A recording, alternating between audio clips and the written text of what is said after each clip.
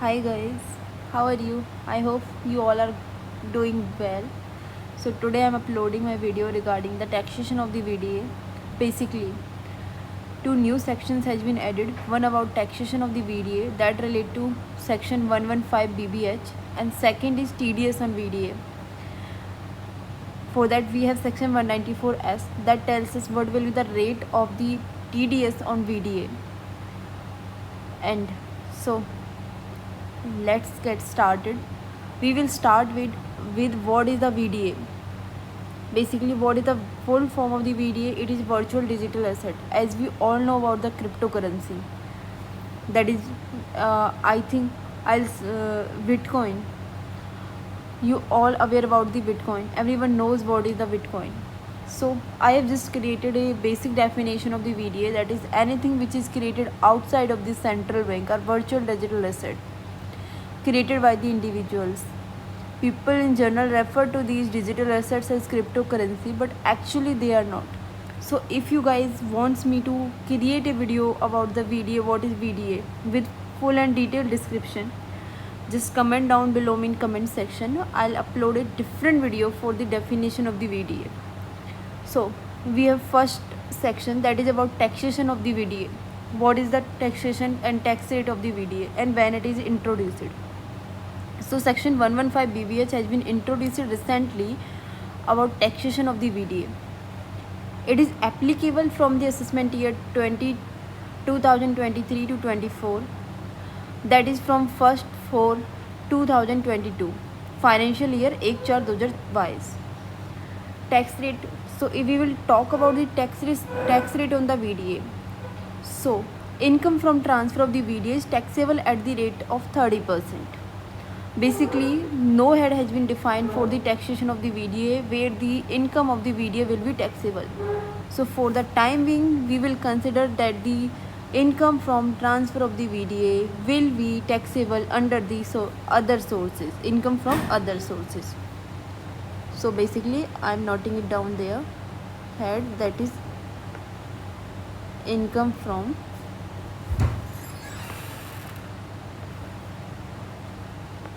other sources.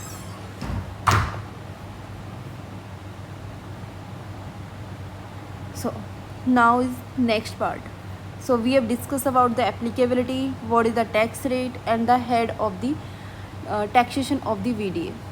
So here comes what will be the set of allowances and expenses allowed out of the income of the from transfer of the VDA. Basically, first of all, I have segregated it in two parts. First one is disallowances, second is allowances. Basically, any expenses, allowances, set off of any allowances not allowed on transfer of the VDA except cost of acquisition. So other than cost of acquisition, nothing is allowed as expenses from the income of the VDA.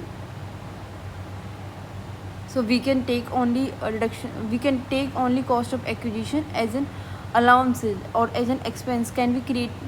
We can consider cost of acquisition only as an expenses out of the income from transfer of the VDA and nothing else is allowed. So that was all related to section 115 BBH. I have just created a noting for the basic and the important point from the section 115 BBH and try to cover every point there. So next is TDS on VDA. For that we have a section 194S, that is 194S, that talks about the TDS on the VDA. So if we will talk about the applicability of the TDS and VDA, it is applicable from 1/7/2022. So basically, I'll discuss about the date in details further in our discussion. So rate of TDS is 1% of the consideration. So payer is any person and pay is resident person. It is applicable on the resident pay only. Consideration, and TDS is applicable only if the consideration is exceed 10,000. So basically, if a consideration is up to 10,000, there is no TDS. But if it is exceeding 10,000, then we will have to deduct TDS.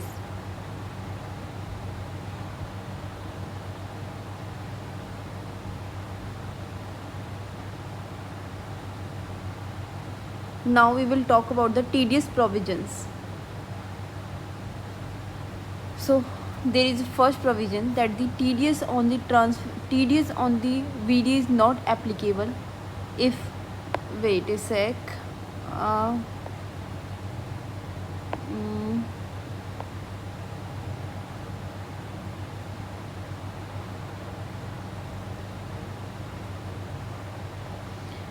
okay, I'm done.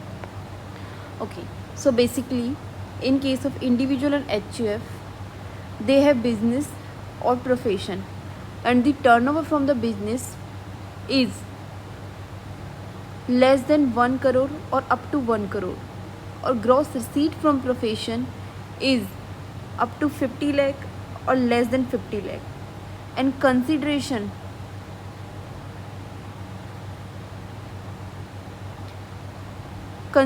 of the VDA is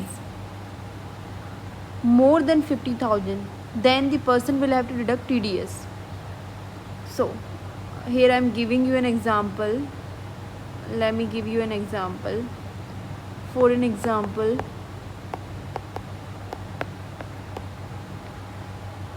Mr. A is an individual, bought, for an example, Bitcoin he is buying from anyone like ABC or whatever he is.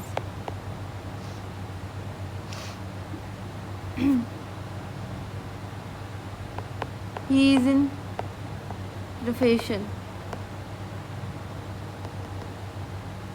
and gross receipt is less than 50 lakh, and he is buying Bitcoin for 55,000. In that case, he will have to deduct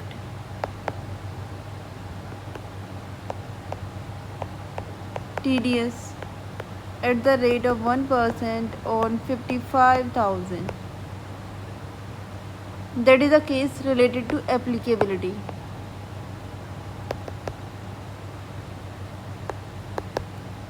I am giving here second example where it won't be applicable. Mr. A, same example is I am putting there. Just what I am changing is the amount of consideration. For an example, consideration here is 49,000. In that case, Mr. A isn't required to deduct TDS because consideration is less than 50,000. So I feel it's clear there. I can give you two more examples. For an example, A is an individual. He is in business, having turnover. Please don't mind my handwriting, I know. Having turnover of,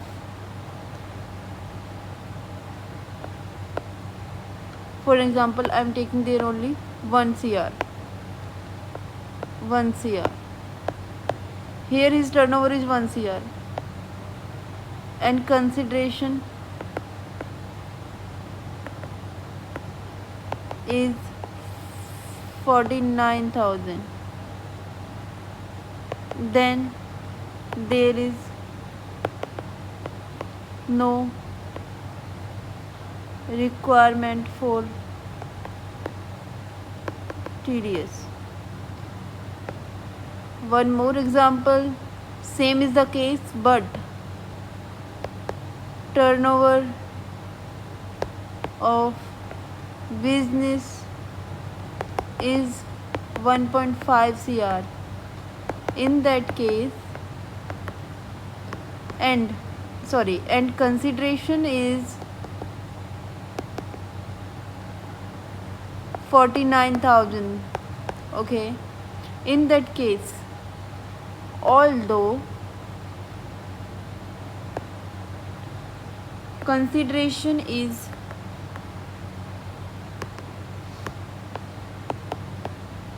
less than 50,000, but turnover exceeds 1 CR, so A is required to deduct TDS.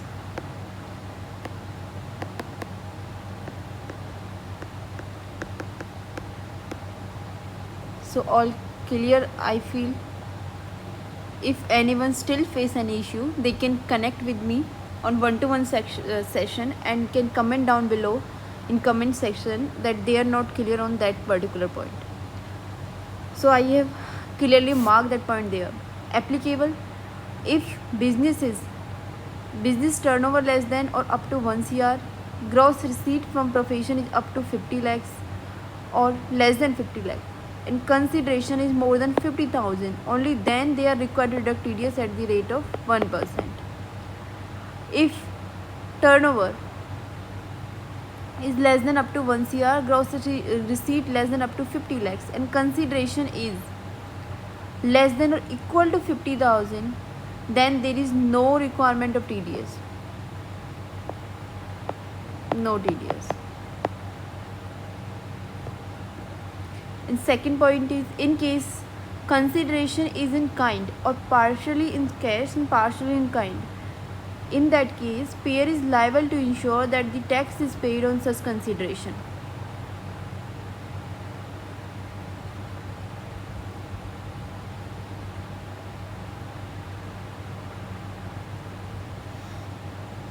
And third point is, I'll discuss that point in detail. Third point. So first of all, I'm telling. So पहले मैं point number 4 discuss कर रही हूँ यहाँ पे. अगर किसी particular transaction पे सेक्शन 194O और 194S दोनों एप्लीकेबल है, तो उस केस में हम सेक्शन 194S की प्रोविजंस को अप्लाई करेंगे. And now I am coming back to the point number 3. So basically as I already told कि I am gonna discuss the point applicability in details further on. So here is TDS section 194S is applicable from 1/7/2022. Okay, but for the calculation of limit of 10,000 or the 50,000, we will consider the limit for the full year, whole financial year. For an example, I have put one example as well for the clarification. AV limited ने कोई company है, सो उन्होंने by किया है crypto 7,000 का 11/6/2022 को, basically before 1/7/2022. TDS की provision applicable होने से पहले उसने क्रिप्टो बाई किया है 7,000 का एंड 9,000 का on 12/12/2022, basically after 1/7/2022. In this case, TDS is applicable on 9,000 only as consideration exceed 10,000. But calculation of 10,000 limit, we will take 9,000 plus 7,000. That is 16,000. I feel that point is clear. If still any doubt, can comment down below in comment section and connect with me. There is few CVDT clarification as well, like whether consideration for sale include GST and commission. Basically no, it won't include. Section 194 not applicable if 194S is applicable, already told. If transaction took place outside exchange, then buyer required to deduct TDS of the seller. Okay, so that is the brief summary of the section 194S and 115BBH, and I have given a brief introduction of what is VDA. So if anyone need in detail what is the VDA as per the in detail, so they can comment down, they can tell me that they want a video separately on the VDA, so I'll upload a video. And thank you so much guys. If there any issue or any doubt, please comment down below in comment section. I'll be available for you.